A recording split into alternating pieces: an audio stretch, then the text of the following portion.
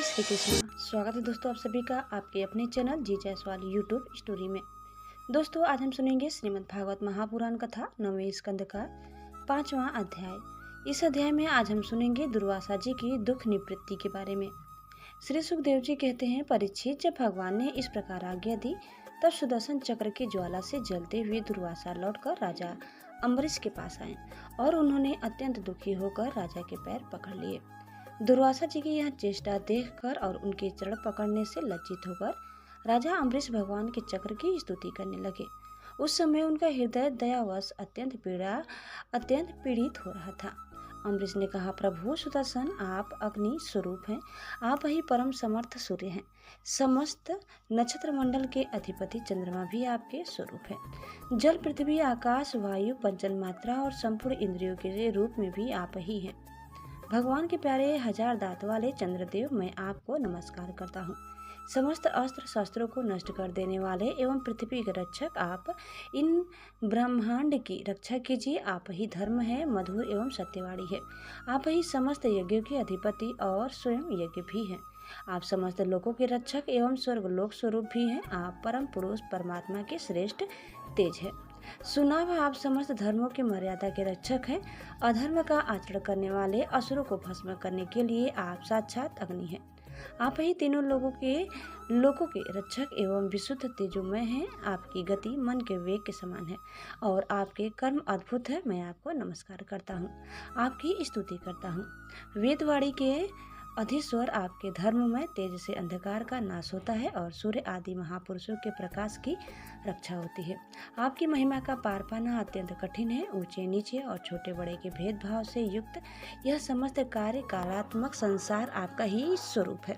सुदर्शन चक्र आप पर कोई विजय नहीं प्राप्त कर सकता। जिस समय निरंजन भगवान आपको चलाते हैं और आप दैत्य एवं दानवों की सेना में प्रवेश करते हैं, उस समय युद्ध भूमि में उनकी भुजा, उदर, जंघा, चरण और गर्दन आदि निरंतर काटते हुए आप अत्यंत शोभायमान होते हैं। विश्व के रक्षक, आप रणभूमि में सबका प्रहार सह लेते हैं। आपका कोई कुछ बिगाड़ नहीं सकता। गदाधारी भगवान ने दुष्टों के नाश के लिए ही आपको नियुक्त किया है। आप कृपा करके हमारे कुल के भाग्योदय के लिए दुर्वासा जी का कल्याण कीजिए।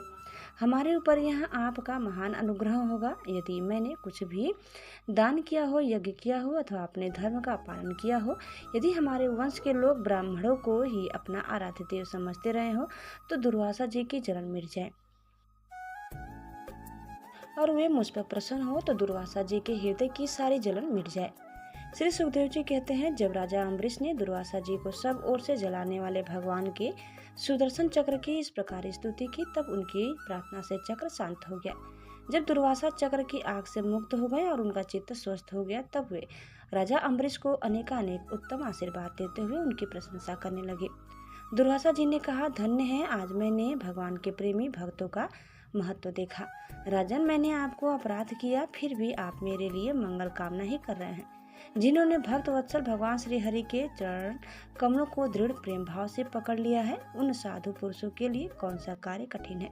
जिनका हृदय उदार है, वे महात्मा भला किस वस्तु का परित्याग नहीं कर सकते।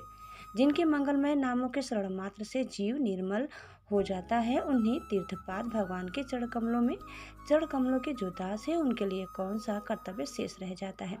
महाराज अम्बरीश, आपका हृदय करुणा भाव से परिपूर्ण है। आपने मेरे ऊपर महान अनुग्रह किया है। अहो, आपने मेरे अपराध को भुलाकर मेरे प्राणों की रक्षा की है। परीक्षित, जब से दुर्वासा जी भागे थे तब से अब तक राजा अम्बरीश ने भोजन नहीं किया था।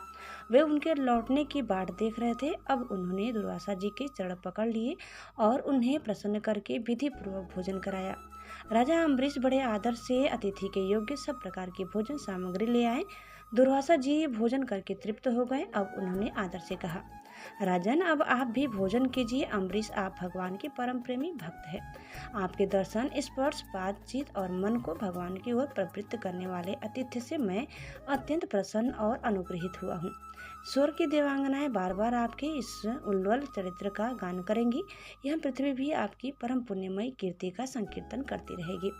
श्री सुखदेव जी कहते हैं, दुर्वासा जी ने बहुत ही संतुष्ट होकर राजा अम्बरीश के गुणों की प्रशंसा की और उसके बाद उनसे अनुमति लेके लेकर आकाश मार्ग से उन ब्रह्मलोक की यात्रा की जो केवल निष्काम कर्म से ही प्राप्त होता है।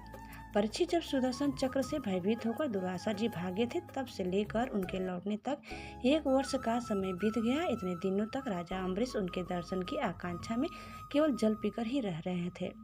जब दुर्वासा जी चले गए, तब उनके भोजन से बचे हुए अत्यंत पवित्र अन्न का उन्होंने भोजन किया।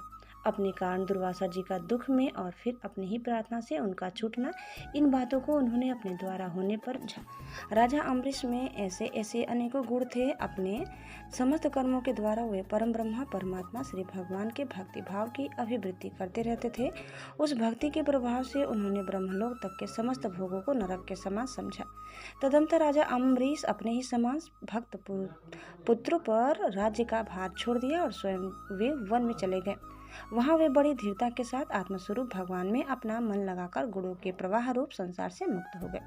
परीक्षित महाराज, अम्बरीश का यह परम पवित्र आख्यान है। जो इसका संकीर्तन और स्मरण करता है वह भगवान का भक्त हो जाता है।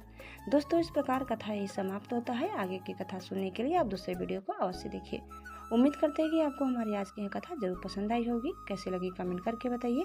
चैनल में नए हैं तो प्लीज़ लाइक शेयर और सब्सक्राइब करना न भूलें। धन्यवाद। जय श्री कृष्णा, जय श्रीमन नारायण। एक बार प्रेम से बोलिए श्री बांके बिहारी लाल की जय।